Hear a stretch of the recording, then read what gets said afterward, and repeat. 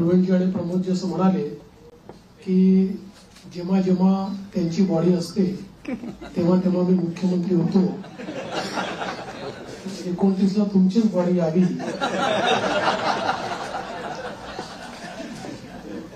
अशी शुभकामना मी तुम्हाला देतो. खरं म्हणजे आपला हा संघ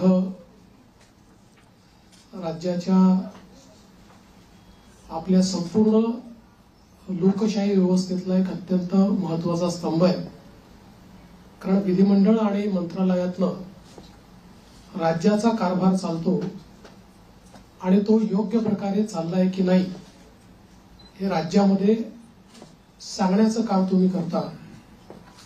आणि जिथे काही चुका असतील त्या नजरेस आणून देतात, त्याच्यामुळे त्या चुका देखील सुधारता येतात.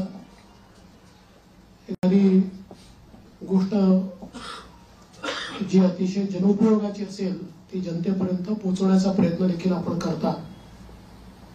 अर्थात कधी कधी एखादी गोष्ट आम्हालाही माहिती नसते आणि ती जनतेपर्यंत चालली जाते, मग लक्षात येतं की असं काहीतरी घडलेलं आहे आणि मग त्याचं फायर फायटिंग आम्हाला करावं लागतं. पण मला असं वाटतं की आपलं ते काम आहे आणि निश्चितपणे अतिशय चांगल्या प्रकारे आपण सर्व लोक ते करतात. गेली 2.5 वर्ष मुख्यमंत्री एकनाथराव शिंदेजींच्या नेतृत्वात आम्ही सरकार चालवलं आणि अतिशय गतिशील अशा प्रकारचे सरकार होतं. आज शपथविधीच्या निमित्ताने ज्यावेळेस आमची ऍडव्हर्टाइजमेंट चालली होती तर त्यात मला कोणीतरी विचारलं की महाराष्ट्र आता थांबणार नाही असं तुम्ही का म्हणताय. तर मी त्यांना समजावून सांगितलं 2.5 वर्षामध्ये महाराष्ट्राने विकासाची गती घेतली आहे. आता या गतीला आम्ही तसंच पुढे नेऊ. आता महाराष्ट्र थांबणार नाही, त्या गतीनं प्रगतीकडे महाराष्ट्र जाईल. आणि पायाभूत क्षेत्र असो, सामाजिक क्षेत्र असो, उद्योगाचं क्षेत्र असो, प्रत्येक क्षेत्रामध्ये महाराष्ट्र अग्रणी राहील असा विश्वास या निमित्ताने मी व्यक्त करतोय. खरं म्हणजे जरी आमचे रोल बदलले असले, मी 14ला मुख्यमंत्री होतो, शिंदे साहेब आमच्या सोबत होते, 19ला 72 तासांकरता का होईना पण मी आणि अजितदादा मुख्यमंत्री आणि उपमुख्यमंत्री होतो. मग मागच्या काळामध्ये शिंदे साहेब मुख्यमंत्री होते, मी उपमुख्यमंत्री होतो आणि अजितदादाही उपमुख्यमंत्री होते. आता पुन्हा मी मुख्यमंत्री आहे आणि शिंदे साहेब उपमुख्यमंत्री आहेत, अजितदादाही उपमुख्यमंत्री आहेत. रोल जरी आमचे बदलले असले तरी देखील दिशा तीच राहणार आहे, गती तीच राहणार आहे, समन्वय देखील तोच राहणार आहे. त्यामुळे मला असं वाटतं की कुठेही याच्यामध्ये वेगळेपण हे आपल्याला पाहायला मिळणार नाही. मात्र आताच आमची जी पहिली मंत्रिमंडळाची बैठक झाली त्या बैठकीमध्ये आम्ही तिघांनीही सगळे जे आमचे अधिकारी आहेत त्या अधिकाऱ्यांना सांगितलं की मागच्या काळामध्ये पहिल्यांदा शिंदेजी आणि आम्ही आलो तर 50 ओव्हरची मॅच होती. मग अजितदादा जॉईन झाले तर काळ कमी असल्यामुळे 20-20ची मॅच होती. आता टेस्ट मॅच आहे, त्याच्यामुळे नीट योग्यपणे धोरणात्मक निर्णय घेत पुढची पायाभरणी योग्य प्रकारे करत आपल्याला राज्याला पुढे न्यायचं आहे. आणि मला विश्वास आहे की वेगवेगळ्या योजना आम्ही सुरू केलेल्या आहेत, वेगवेगळ्या पायाभूत गोष्टी आम्ही सुरू केल्या आहेत. मग इरिगेशन मधले नदीजोड प्रकल्प असतील किंवा ऊर्जा क्षेत्रामध्ये 16,000 मेगावॅटचे सौर ऊर्जेचे प्रकल्प असतील की ज्यातनं शेतकऱ्यांना दिवसा वीज मिळणार आहे, किंवा सामाजिक क्षेत्रातले लाडकी बहीण सारखे प्रकल्प असतील, मुलींच्या जी पूर्वी आम्ही 50% फी द्यायचो त्याच्याऐवजी 100% फी देण्याचा आमचा निर्णय असेल. असे हे जे वेगवेगळे निर्णय आहेत हे निर्णय पुढे सुरूच ठेवायचे आहेत. आणि आमचा प्रयत्न हा असणार आहे की आम्ही आमच्या वचननाम्यामध्ये, जाहीरनाम्यामध्ये जी जी आश्वासनं दिलेली आहेत ती आश्वासनं पूर्ण करण्याच्या दृष्टीनं पावलं आम्हाला उचलायची आहेत. आणि त्या दृष्टीनं पुढच्या काळामध्ये आम्ही निश्चितपणे योग्य वेळी योग्य निर्णय करून दिलेली सगळी आश्वासनं पूर्ण करण्याचा प्रयत्न करणार आहोत. मी या निमित्ताने महाराष्ट्रातल्या जनतेला आश्वासित करू इच्छितो की एक लोकाभिमुख सरकार, सर्व समाजाला सोबत घेऊन चालणारं सरकार हे महाराष्ट्राला पुढच्याही काळात पाहायला मिळेल. आणि अडचणी अनेक येतात, पण त्या अडचणींवर योग्य मार्ग काढत आम्ही मार्गक्रमण करू हा विश्वास मला आहे. मी आपल्या सगळ्यांची देखील या प्रयत्नांमध्ये साथ मागतोय. आपलं देखील एक प्रकारे सहकार्य या सगळ्या प्रयत्नामध्ये असावं अशा प्रकारची आपल्या सर्वांना विनंती करतो. आणि आपल्या माध्यमातून महाराष्ट्राच्या 14 कोटी जनतेला मी आश्वासित करू इच्छितो की हे सरकार पारदर्शीपणे आणि गतिशीलतेनं त्यांच्या कल्याणाकरता काम करेल हा विश्वास मी देतो. एक मिनिट आलोक देशपांडे. सर नमस्कार, मी आलोक देशपांडे. गेली 5 वर्षात आपल्या राज्यात इतकं काय काय बघितलं, द्वेष, आरोप, सगळे काय काय खूप लेवलला सगळं गेलं. ही पुढची 5 वर्ष त्याच्यापेक्षा थोडी वेगळी असतील का? राजकारण थोडं वेगळं असेल का? याच्याबद्दल तुम्ही काय सांगा? पूर्णपणे वेगळं असेल. मी सांगितलं की बदल्याचं राजकारण करायचं नाहीये, तर बदल दाखवेल अशा प्रकारचं राजकारण करायचं आहे. त्यामुळे हे खरं आहे की विरोधकांची संख्या कमी आहे, पण विरोधकांच्या संख्येवर त्यांचा आवाज आम्ही मोजणार नाही किंवा संख्येनुसार त्यांचं मूल्यमापन आम्ही करणार नाही. त्यांनी योग्य विषय मांडले तर त्या विषयाला तेवढ्याच प्रकारचा सन्मान आम्ही देऊ. आणि मला असं वाटतं की पूर्णपणे स्थिर सरकारचे 5 वर्ष हे आपल्याला पाहायला मिळतील. जनतेची अपेक्षा देखील आमच्याकडनं हीच आहे, कारण जे मॅन्डेट जनतेने आम्हाला दिलंय असं मॅन्डेट मिळाल्यानंतर जनतेची अपेक्षा आहे की एक स्थिर सरकार महाराष्ट्राला मिळालं पाहिजे. कुठल्याही प्रकारचे 2019 पासनं तर 22.5 पर्यंत जे वेगवेगळे बदल दिसले अशा प्रकारचे कुठलेही धक्के आता यापुढे लागू नयेत ही जी अपेक्षा आहे ती आम्ही पूर्ण करू. दीपक बातुसे. सर, लाडकी बहीण योजना ज्याचा तुमच्या विजयात मोठा वाटा आहे, 2100 रुपये करण्याची तुम्ही घोषणा केली होती. तो निर्णय साधारणतः कधीपर्यंत होणार? आणि दुसरं, आता एक अशी चर्चा सुरू आहे की 1,500 जेव्हा दिले तेव्हा स्क्रुटिनी कोणतीही झाली नव्हती. आता 2100 देताना स्क्रुटिनी होणार अशी चर्चा आहे, त्या संदर्भात वस्तुस्थिती काय असेल? असं आहे की पहिल्यांदा तर ही योजना आम्ही सुरूच ठेवणार आहोत आणि 2100 देखील आम्ही देणार आहोत. आता बजेटच्या वेळी त्याचा आम्ही विचार करू. आणि शेवटी आपले सगळे आर्थिक सोर्सेस जे आहेत हे सोर्सेस योग्य प्रकारे चॅनलाइज झाल्यानंतरच आपल्याला ते करता येतं. त्याच्यामुळे ते करण्याचा निर्णय पक्का आहे. जी आश्वासनं दिली ती आश्वासनं पूर्ण करू. त्याकरता ज्या व्यवस्था करायच्या त्या व्यवस्था आम्ही आधी करू. स्क्रुटिनीचा जिथपर्यंत सवाल आहे तिथपर्यंत एवढंच आहे की निकषाच्या बाहेर जर कोणी घेतलं असेल, निकषातला जो असेल त्याला कोणालाही त्यातनं कमी करायचं नाहीये. पण काही तक्रारी आल्या आहेत की निकषाच्या बाहेर मिळालेला आहे. जसं आपल्याला कल्पना असेल की शेतकरी सन्मान योजना जेव्हा मोदीजींनी सुरू केली त्यावेळी पहिल्यांदा जे काही बेनिफिशियरीज होते लक्षात आलं की मोठ्या शेतकऱ्यांना देखील ते मिळालेलं आहे. मग नंतर त्यातल्या अनेक शेतकऱ्यांनी स्वतःच त्या ठिकाणी सांगितलं की आम्ही या निकषात बसत नाही. मला असं वाटतं त्यानंतर ती स्थिर झाली. अशाच प्रकारे जर ऍपरंटली या योजनेमध्ये काही ज्यांना आपण निकष दिले आहेत त्या निकषाच्या बाहेरच्या आमच्या बहिणी मिळाल्या तर त्याचा पुनर्विचार होईल, पण सरसकट काही पुनर्विचार वगैरे करण्याचा विषय नाही. अभय देशपांडे. मंत्रिमंडळाचा सुद्धा विस्तार कधी होईल आणि विधानसभा अध्यक्षांची निवड तुम्ही मुंबईच्याच अधिवेशनात करावी? विधानसभा अध्यक्षाची निवड ही मुंबईच्या अधिवेशनातच आम्ही करू. कारण नियमच असा आहे की शपथ झाल्यानंतर अध्यक्षाची निवड करावी लागते. अध्यक्षांच्या निवडीनंतर राज्यपालांचं अभिभाषण करावं लागतं. त्यामुळे ती सगळी प्रोसेस आताच आम्ही मंत्रिमंडळाने शिफारस करून राज्यपालांना पाठवलेली आहे की 7, 8 आणि 9 या 3 दिवसात ही शपथ घ्यावी.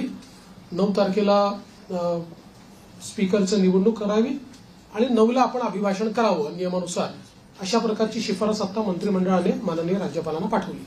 सोनू श्रीवास्तव. विस्ताराच्या संदर्भात मला असं वाटतं की जवळपास आमची प्रक्रिया झालेली आहे. माझा स्वतःचा अंदाज असा आहे की नागपूर अधिवेशनापूर्वी आम्ही विस्तार करू. सोनू श्रीवास्तव. मेरा सवाल है, सब कुछ चल रहा था तो इतना डिले क्यों हो गया और पोर्टफोलियो बनने में कहाँ दिक्कत थी कि आज भी मनोबल करना पड़ा? देखिए, ऐसा कोई डिले है ऐसा मैं नहीं मानता. इससे पहले भी 2004 में करीब 12-13 दिन का डिले हुआ था.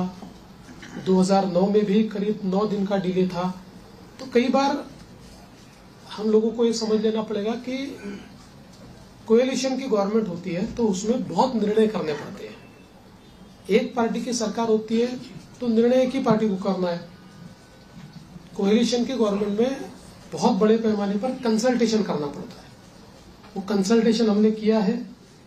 करीब करीब हमारे नंबर्स भी हमने फ्रीज किए हैं. वो कितने अभी हम नहीं बताएंगे, वो पार्टियां बताएंगी, इसलिए मुझे पूछो मत. और पोर्टफोलियो को भी अभी हम लोगों ने करीब करीब फाइनलाइज किया है. कुछ थोड़ा बचा है उसमें, वो भी कर लेंगे. तो मुझे लगता है कि अब हमारे सामने जो प्रश्न थे वो प्रश्न धीरे धीरे समाप्त हुए. प्रवीण राऊत. सीएम साहेब, मागील सरकारमध्ये तिन्ही पक्ष होते, त्या तिन्ही पक्षाकडे जे विभाग होते तेच विभाग राहणार की त्याच्यामध्ये काही बदल होणार? थोडे बहुत बदल होऊ शकतात. फार बदल होतील असं नाही आहे. थोडे बहुत बदल होतील. धर्मेंद्र जोरे. 1 मिनिट. नमस्कार सर.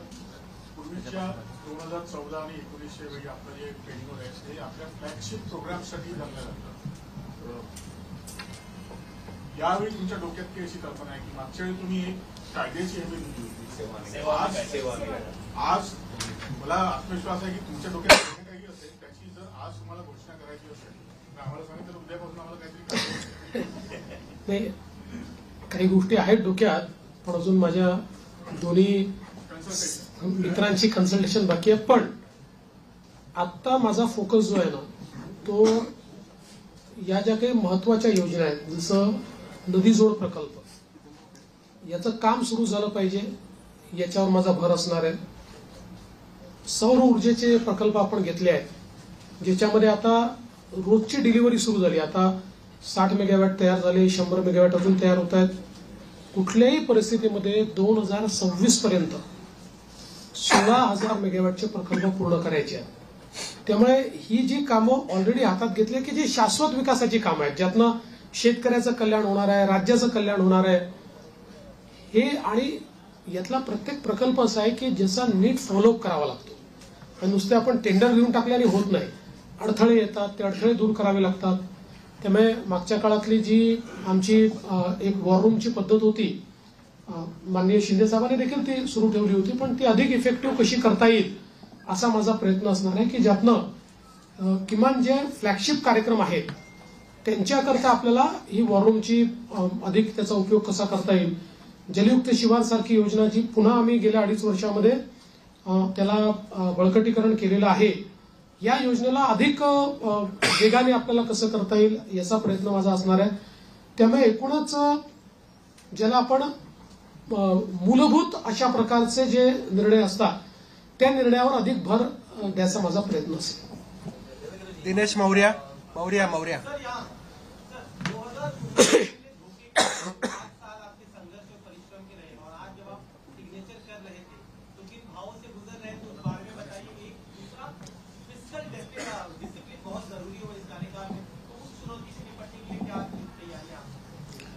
देखिए, मैंने आज जो पहली सिग्नेचर की है वो हमारा जो मुख्यमंत्री आरोग्य सेवा का कक्ष है, उस कक्ष में एक कैंसर रुग्ण को बोन मैरो ट्रांसप्लांट के लिए 5 लाख रुपए मुख्यमंत्री सहायता निधि से देने का निर्णय मैंने किया है. पहली साइन वो मैंने की हुई है. और यहाँ पर हालांकि मेरा अनुभव बहुत है और पिछले 10 सालों से 2.5 साल में विपक्ष नेता रहा, लेकिन 7.5 साल में सरकार में रहा, तो सरकार का अनुभव भी बहुत है. किंतु जिस प्रकार का मैंडेट इस समय मिला है, मैं ऐसा मानता हूं कि निश्चित रूप से उस मैंडेट का एक प्रेशर, जनता के प्यार का एक प्रेशर हमारे पर है. और मैं उसको महसूस करता हूं कि जब अपेक्षाएं बड़ी होती है तो चुनौती भी बड़ी होती है, क्योंकि लोग आपसे अपेक्षा कर रहे हैं, तो निश्चित रूप से उसका प्रेशर मुझ पर है। और जहां तक फिस्कल डिसिप्लिन का सवाल है, तो निश्चित रूप से उसके ऊपर हमको काम करना ही पड़ेगा, क्योंकि हमने बहुत महत्वाकांक्षी योजना की है। देखिए क्या होता है कि नॉर्मली आप सोशल सेक्टर में और इंफ्रास्ट्रक्चर सेक्टर में, दोनों सेक्टर में एक साथ काम करते हैं, लेकिन सोशल सेक्टर का स्पेंडिंग ये हम लोगों ने 4 गुना 5 गुना बढ़ाया है, जो मैं ऐसा मानता हूं कि इकोनॉमिक्स में इसको गलत नहीं माना जाता है, क्योंकि इसका भी एक अपना रिटर्न होता है। इसके सोशल रिटर्न भी होते हैं, इसके इकोनॉमिक रिटर्न भी होते हैं, लेकिन उसका प्रेशर जरूर बजट के ऊपर आता है। तो उस बजट को बैलेंस करना ये हमारा काम होगा, हम उसको करेंगे। सदानंद खोपकर. देवेंद्रजी, प्रथम मी आपल्याला मुख्यमंत्री पदभार मिळाल्याबद्दल अभिनंदन करतो. 2014 पूर्वीचं जे जो महाराष्ट्र आपण पाहिला होता, 2014 नंतरचा 2024 10 वर्षाचा काळ म्हणजे तसा फार मोठा काळ गेलेला आहे. या 2024 नंतरच्या महाराष्ट्राकडे आपण कसं पाहता? मला असं वाटतं की महाराष्ट्र वेगाने प्रगतीच करतो आहे, मात्र राजकीय संस्कृती जी महाराष्ट्रातली आहे त्याच्यावर पुनर्विचार करण्याची गरज ही सर्व पक्षांना आहे. महाराष्ट्रातलं जे राजकीय वातावरण होतं ते आपल्याला योग्य कसं करता येईल याचा प्रयत्न आपण केला पाहिजे. मी शपथविधीच्या निमित्ताने माननीय पवार साहेब असतील, माननीय उद्धवजी ठाकरे असतील, माननीय सुशीलकुमार शिंदेजी असतील, माननीय पृथ्वीराज चव्हाण साहेब असतील किंवा सन्माननीय राज ठाकरे साहेब असतील, अशा सगळ्या प्रमुख लोकांना त्या ठिकाणी स्वतः फोन करून त्यांना निमंत्रण दिलं. त्यातल्या प्रत्येकाने माझं अभिनंदन केलं, मला शुभेच्छा दिल्या. काही व्यक्तिगत कारणाने ती लोक येऊ शकले नाहीत, पण त्यांनी शुभेच्छा दिल्या. मला असं वाटतं की जो राजकीय संवाद महाराष्ट्रामध्ये आणि इतर राज्यांमध्ये आणि विशेषतः दक्षिणेच्या राज्यांमध्ये जे काही अंतर आहे ते हेच अंतर आहे की महाराष्ट्रात राजकीय संवाद हा कधी संपला नाही. आपण अनेक राज्यांमध्ये असं बघतो की 2 पक्षांमध्ये किंवा 2 नेत्यांमध्ये इतका विसंवाद असतो की हिंदीमध्ये ज्याला खून के प्यासे म्हणतो, अशा प्रकारची परिस्थिती आपल्याला पाहायला मिळते. ती महाराष्ट्रात नव्हती, आजही नाही आणि ती पुढेही राहू नये हा माझा प्रयत्न असेल. याला जोडून एक तर तुम्ही राहाल नाही तर मी असं म्हणणाऱ्यांना काय उत्तर द्या? नाही, मी त्याच वेळेस सांगितलं होतं की राजकारणात सगळेच राहतात, तेही राहतील, मी राहील, आम्ही सगळेच राहणार आहोत. Sanjay Bapat. One minute. Sanjay Bapat. 1 minute. Sanjay Bapat. Sanjay 1 minute. Sanjay Bapat. पायाभूत सुविधा आवडता विषय असतो. तुम्ही मागच्या टर्ममध्ये समृद्धी महामार्ग पूर्ण केला, त्याच्यानंतर या टर्ममध्ये तुम्ही सुरुवात केली ती शक्तीपीठ महामार्ग. काय निवडणुकीच्या वेळी त्याचं भूसंपर्क शक्तीपीठ महामार्गाच्या संदर्भात सांगली जिल्ह्यापर्यंत त्याला पूर्ण समर्थन आहे आणि सगळे शेतकरी आमच्याकडे येऊन सांगतात की तुम्ही भूसंपादन करा. सांगली जिल्ह्यातल्या काही भागात त्याला समर्थन आहे, पण कोल्हापूर जिल्हा जिथे सुरू होतो तिथे मात्र त्याला खूप मोठ्या प्रमाणात विरोध आहे. आणि आम्ही ज्यावेळी समृद्धी महामार्ग केला त्यावेळी आम्ही विरोध पत्करून नाही केला, लोकांना समजावून केला.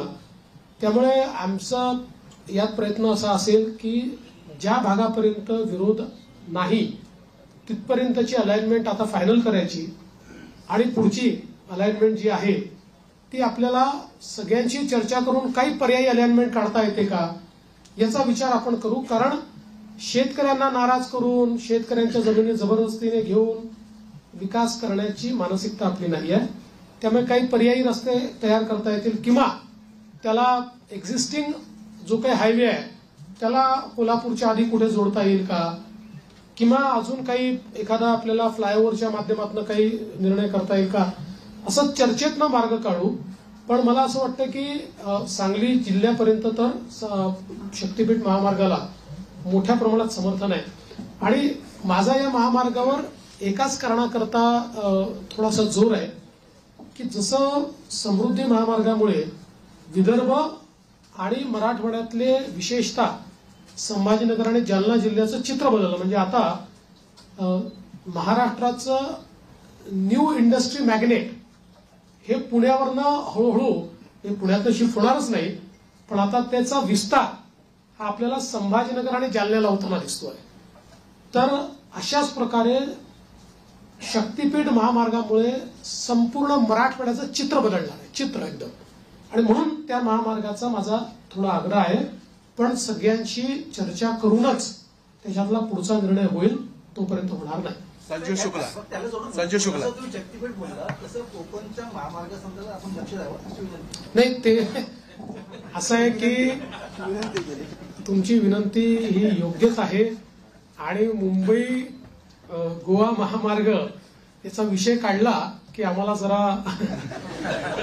अडचण होते. म्हणजे गडकरी साहेबांनी तर देशाच्या संसदेत सांगितलं की मी देशाच्या कानाकोपऱ्यात जिथे होऊ शकत नाही तिथे महामार्ग केले, पण या एका महामार्गाने मला फार त्रास दिला. पण मला असं वाटतं आता ते अंतिम टप्प्यात आहे. होणार. संजू शुक्ला. संजू शुक्ला. संजय बोल.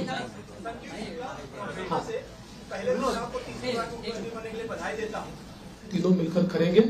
यूनिलैटरली उसकी घोषणा मैं नहीं कर सकता. और जहां तक पुराने मंत्रियों का सवाल है तो उसमें निश्चित रूप से सभी के काम का एक मूल्यमापन तो हो रहा है, मूल्यांकन हो रहा है. उस मूल्यांकन क्योंकि हमारे जो दोनों साथी है एकनाथ शिंदे जी ने भी और दादा ने भी, हम तीनों ने बैठकर ये तय किया है कि हम मूल्यांकन करेंगे, पुराने मंत्रियों के कामों का मूल्यांकन होगा, उसके आधार पर आगे का निर्णय होगा. और कई बार क्या होता है, देखिए जब मंत्रिमंडल बनता है तो रीजनल बैलेंसेस होते हैं, अलग अलग प्रकार के समाजों का प्रतिनिधित्व होता है. तो इसलिए मुझे ऐसा लगता है कि कई निर्णय, कुछ निर्णय ये देखकर भी हम लोग करेंगे कि भाई पिछले बार उन्होंने कैसा काम किया है. कई बार ये होता है कि किसी ने अच्छा काम भी किया होता है, लेकिन रीजनल बैलेंस में क्योंकि 3 लोगों को मंत्री पद बांटने तो आगे पीछे होता है. यदू जोशी. मला तोच प्रश्न होता की मंत्रिमंडळाच्या विस्तारामध्ये ते सिनियर सिटीजन असतील का? कोणी सिनियर सिटीजन नाही आहे. तुम्ही हे लक्षात ठेवा, राजकारणामध्ये जोपर्यंत जनता ठरवत नाही तोपर्यंत कोणी म्हातारे होत नाही, कोणी रिटायर होत नाही. विनोद जगदाळे. सर, मेरा सवाल ये है कि नई इंडस्ट्री लाने के लिए क्या प्रयास होंगे. और पिछले 2.5 साल में आपने देखा होगा कि विपक्ष हमेशा यही चिल्लाता रहा है कि सारे उद्योग गुजरात जा रहे हैं. देखिए, विपक्ष को तो बार बार जवाब दिया है, आंकड़ों से दिया है. आज आपको एक और नया आंकड़ा बताता हूं कि पिछले पूरे साल में हमको जितना एफडीआई मिला उसका 90% एफडीआई 6 महीने में मिल गया. तो आप समझ सकते हो कि कितना इनफ्लो इंडस्ट्री का आ रहा है. और जल्दी ही कुछ इंडस्ट्रीज की घोषणा मैं करूंगा. मेरी बातचीत अंतिम चरण में है कि जिनको महाराष्ट्र को पाकर, उन इंडस्ट्रीज को पाकर बहुत महाराष्ट्र को खुशी होगी, ऐसी कई इंडस्ट्रीज के साथ मेरी चर्चा अंतिम चरण में. अजय वैद्य. अजय वैद्य. एक मिनिट. अजय वैद्य. एक मिनिट. अजय वैद्य. आपण अनेक कल्याणकारी योजना सुरू केलेल्या आहेत. प्रश्न असा असतो की त्याची जी अंमलबजावणी असते त्यावरती अनेकदा असं बघायला मिळतं की काही जे पात्र असतात पण त्यांना म्हणजे काही तांत्रिक कारणामुळे किंवा नीट माहिती नसल्यामुळे त्याचा लाभ मिळत नाही. म्हणजे जर 100% पैकी 70% लोकांना मिळाला लाभ आणि पात्र असून 30% जे मिळत नाही त्यांच्यामुळे ती योजना टिकावते. तर ह्याची जी अंमलबजावणी जी आहे त्याच्यासाठी एक मॉनिटरिंग सिस्टीम अशी तुम्ही काही सजेशन द्या म्हणून मी सजेशन देतो. नाही, चांगलं आहे. आपण कराल का तुम्ही असं मॉनिटरिंग सिस्टीम असावी की त्याचा एक स्वतंत्र खातं निर्माण करावं, त्याला एक कॅबिनेट दर्जाचे मंत्री असावे, त्यांना सगळ्या खात्यांना ऍक्सेस असावा आणि त्यामुळे त्यांनी जर असं मॉनिटरिंग केलं काय तर ह्या योजना खरोखर लोकांना त्याचा प्रत्यक्ष लाभ होऊ शकेल. आणि माझं एक सजेशन असं आहे की शिंदे साहेबांनी ह्या सगळ्या याच्यात जो हे केलेलं आहे ते शिंदे साहेबांकडे जर काम सोपवलं तर ते चांगल्या प्रकारे होऊ शकेल आणि चांगला त्यांना सगळे अधिकार त्या करायचं. आपली या सूचना खात्याला शिवशाही खातं असं नाव द्यावं अशी माझी सूचना आहे. आपली सूचना चांगली आहे. मला असं वाटतं की याच्यामध्ये फायनान्शियल मॉनिटरिंग हे सीएजीच्या थ्रू होतं. सोशल ऑडिट करता आपल्याकडे कुठली यंत्रणा नाही आहे. या योजनांचं केवळ आपण फायनान्शियल ऑडिट करतो सीएजीच्या माध्यमातून. निश्चितपणे फ्लॅगशिप ज्या योजना आहेत याच्या सोशल ऑडिटची देखील काही व्यवस्था आम्ही उभी करू. सुरेंद्र गांगड एक मिनिट सुरेंद्र गांगड नाही, आता आपला निधी परत जात नाहीये, निधी आपण पूर्ण खर्च करतो. सुरेंद्र गांगड सुरेंद्र एकच मिनिट एक 1 मिनिट सुरेंद्र गांगड. विरोधी पक्ष नेते आहेत ना, विरोधी पक्ष असणं हे लोकांसाठी त्यांचा आदर केला नाही. बऱ्याच जरी 10% एवढी त्यांची जरी हे नसली, 10% तरी काही राज्यांमध्ये तेवढे आमदार नसताना विरोधी पक्ष नेते पण केला गेले. तसा विचार आपल्याकडे एवढा बघा, हा निर्णय अध्यक्षांना करायचा. हा निर्णय काही सरकारचा निर्णय नसतो, हा अध्यक्षांचा निर्णय असतो. अध्यक्ष जो निर्णय करतील तो आम्हाला मान्य असेल. आपण हे बघितलं असेल की लोकसभेमध्ये जेव्हा विरोधी पक्षनेते पद नव्हतं 10 वर्ष, तरी देखील जो सर्वात मोठ्या पक्षाचा नेता होता त्याला विरोधी पक्षनेत्याप्रमाणे सगळे अधिकार लोकसभेने दिले होते, किंवा सगळ्या प्रकारे त्या जागांवर जिथे स्टॅट्युटरीली विरोधी पक्षनेता असतो तिथे त्यांना इन्व्हॉल्व्ह करून घेतलं. या ठिकाणी अध्यक्ष जो निर्णय करतील आम्हाला तो मान्य असेल. त्यांनी जर ठरवलं की आपल्याला विरोधी पक्षनेता द्यायचा, आम्ही कधीच विरोध करणार नाही. तिथे कोणतरी लाडकी बहीण कोणतरी बोलते. हा येस एकच मिनिट काय शेवटचं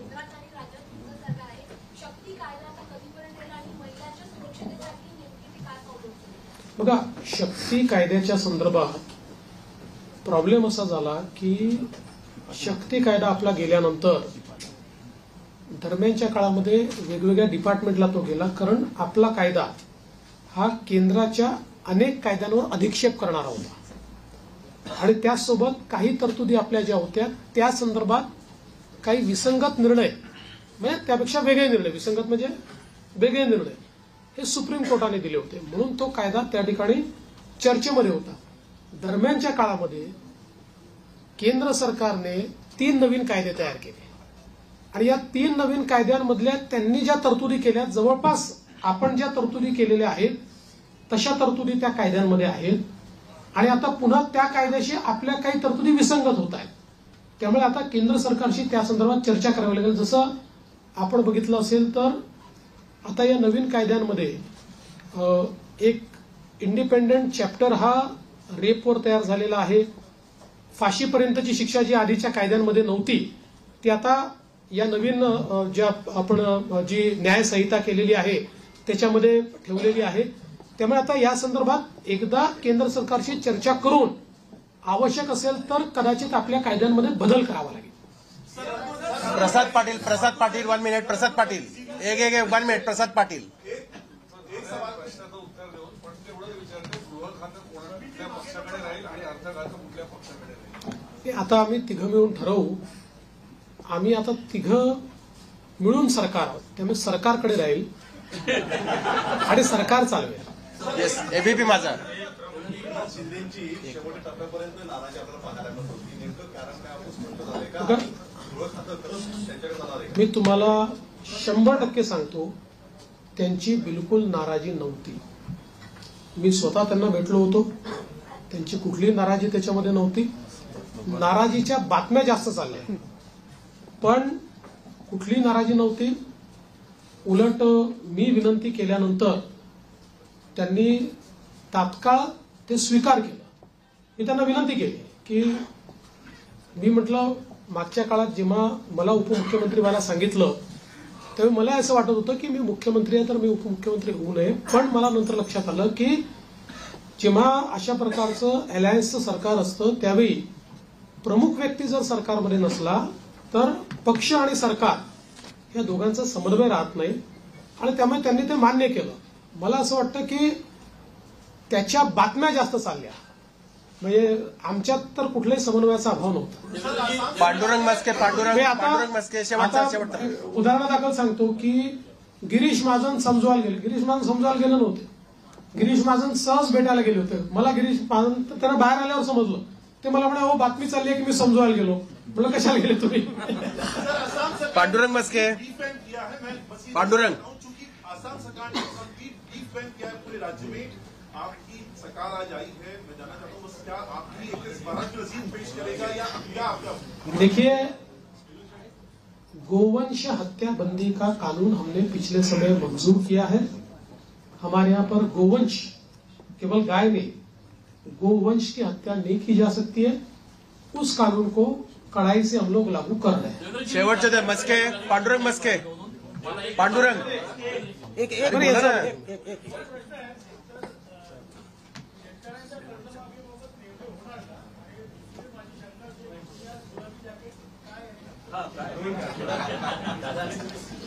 दादांनी शिवून दिलं. एक तो प्रश्न एक प्रश्न कर्जमाफीच्या संदर्भात जी आम्ही घोषणा केली आहे त्याची अंमलबजावणी करू. प्रश्न एक, कॉर्पोरेशन मुंबई के आसपास के कॉर्पोरेशन है, उसके सारे चुनाव 2-3 साल से पेंडिंग है. अब देखिए, सुप्रीम कोर्ट में वो अटके हैं, लेकिन हमारा प्रयास रहेगा। हमने पिछले भी समय सरकार की ओर से अर्जी लगाई थी कि इतने समय इसको पेंडिंग रखना ठीक नहीं है। सुप्रीम कोर्ट ने जो इंडिकेट हमको किया उसमें वो अभी कंटिन्यूस सुनवाई लेंगे, ऐसा उन्होंने कहा है। हमारा प्रयास रहेगा कि जल्दी सुनवाई हो, क्योंकि केवल वहां नहीं, पूरे महाराष्ट्र में ये चुनाव बाकी है। और मैंने बार बार ये कहा है कि स्वस्थ लोकतंत्र के हिसाब से जो स्थानीय इकाई है उसका चुनाव होना बहुत जरूरी है. दीपक कैतके शेवटचा प्रश्न दीपक कैतके. आपला राजकीय सगळा संघर्षाचा प्रवास आम्ही बघितला, कव्हर पण केला. आज ज्यावेळेला आपण शपथविधीच्या वेळेला शपथ घेत होता त्यावेळेला नेमकी आपल्या मनात काय भावना होती, कारण काय नेमका काय वाटलं? मी एवढंच सांगू शकतो की आपल्या सगळ्यांना साईबाबांनी एक मंत्र दिलेला आहे, श्रद्धा आणि सबुरी. शेवटचा प्रश्न प्रेमानंद. एक 1 मिनिट लास्ट प्रश्न. प्रेमानंद बरं ना. या निवडणुकीतील आपला होता लोकसभेला घातला. 2014ला तुम्ही सांगितलं होतं की पहिल्या कॅबिनेटमध्ये धनगर आरक्षणाचा प्रश्न मार्गी लावणार.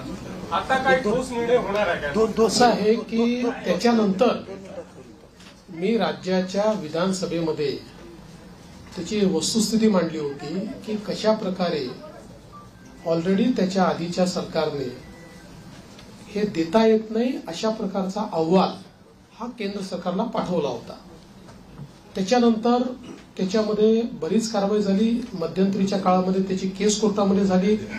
कोर्टामध्ये त्याला सपोर्टिंग एफिडेव्हिट्स आम्ही केले, परंतु एका कुठल्या तरी सर्टिफिकेटमुळे कोर्टाने त्याच्यात दुसरा निर्णय घेतला. नंतर ते सर्टिफिकेट बोगस असल्यामुळे ते सर्टिफिकेट आम्ही रद्द केलं. आता पुन्हा कोर्टाच्या विचाराधीन तो विषय आहे आणि कोर्टामध्ये योग्य ती बाजू आम्ही मांडलेली आहे. लास्ट क्वेश्चन आणि मराठा आरक्षणाच्या संदर्भात निश्चितपणे मराठा समाजाला न्याय देण्याचा प्रयत्न मागच्या काळात आम्हीच केला आणि पुढे आम्हीच मराठा समाजाला न्याय निश्चितपणे देऊ.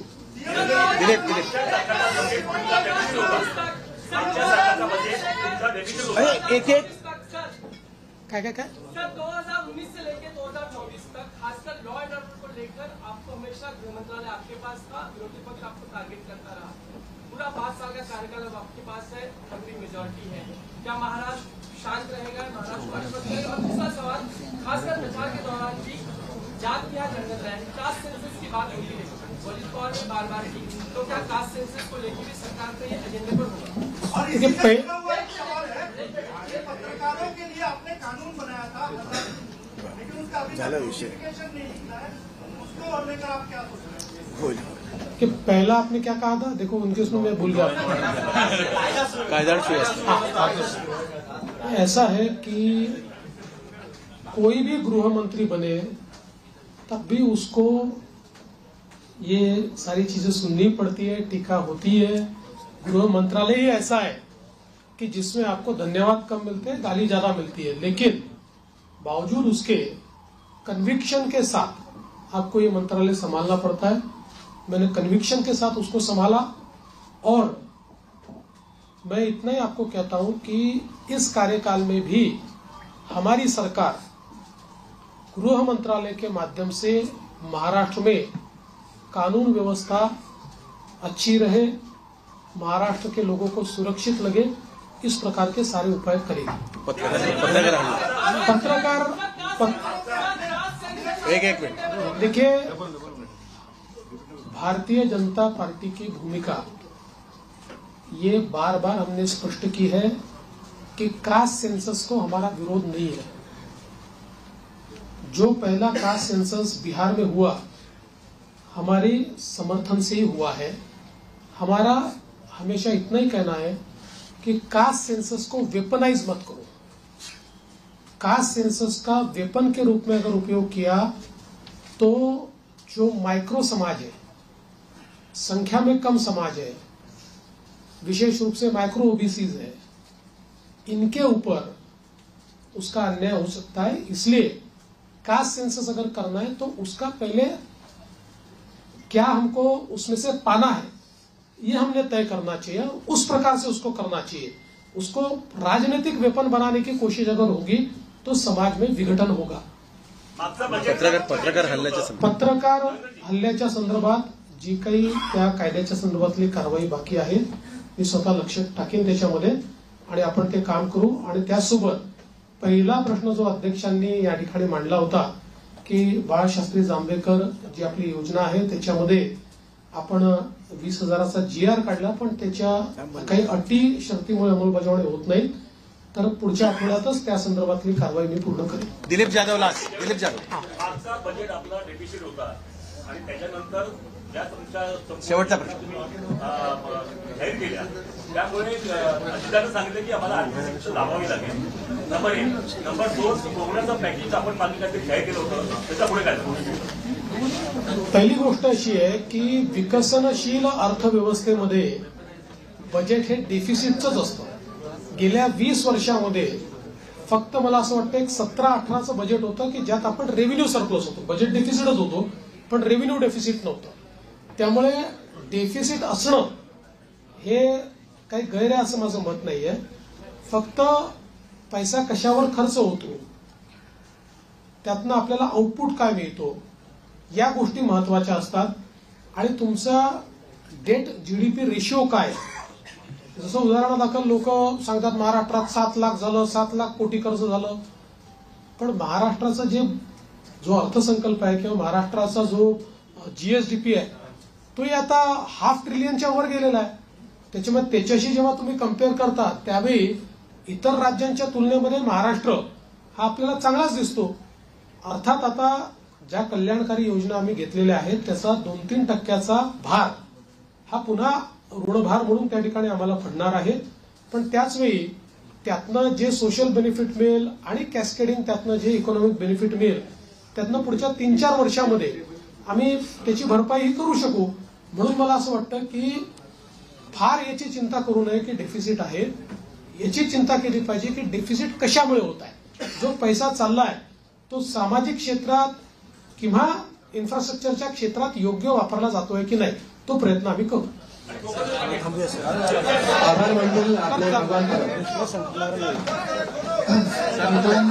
सर एकच फक्त आपला पुरस्कार वितरण व्हायचं, अधिवेशन झालं नागपूरचं की फक्त आम्हाला एक 15-20 आपला पुरस्कार पत्रकार कक्षाला भेट देतात आणि पत्रकारांशी संवाद साधतात। या परंपरेला मान देऊन मुख्यमंत्री देवेंद्र फडणवीस आगे ते उपस्थित राहिले आणि त्यांनी आपले विचार मांडले। त्याबद्दल मंत्रालय आणि विधिमंडळ वार्ताहर संघातर्फे मी त्यांचे मनापासून आभार मानतो। तसेच त्यांच्या नवीन सरकारला मंत्रालय आणि विधिमंडळ वार्ताहर संघातर्फे शुभेच्छा देतो आणि त्याचबरोबर हा कार्यक्रम संपला असे जाहीर करतो। धन्यवाद।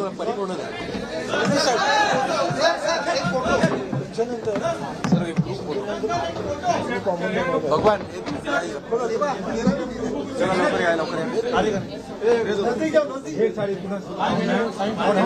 सत्कार केला त्याबद्दल मनापासून आपले आभार आहेत। आणि मगाशी प्रवीणजी आणि प्रमोदजी असं म्हणाले की जेव्हा जेव्हा त्यांची बॉडी असते तेव्हा तेव्हा मी मुख्यमंत्री होतो, 29ला तुमचीच बॉडी यावी